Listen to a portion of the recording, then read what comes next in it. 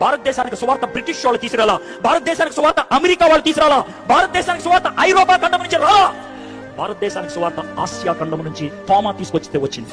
భారతదేశానికి సువార్త వచ్చింది క్రీస్తు శకం 53 అక్టోబర్ నెలలో. ఇది పాశ్చాత్య మతం అని ఎవరన్నారు?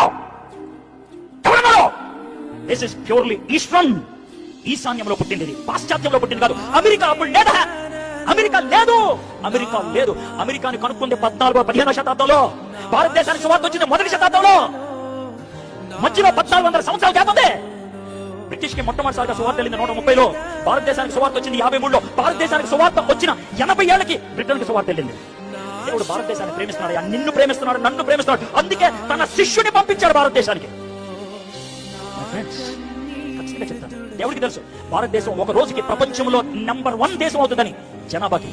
అందుకే సువార్త ఇక్కడ బోధిస్తే ప్రపంచంలో ప్రతి 7వ వ్యక్తికి సువార్త అందుకుంటుంది.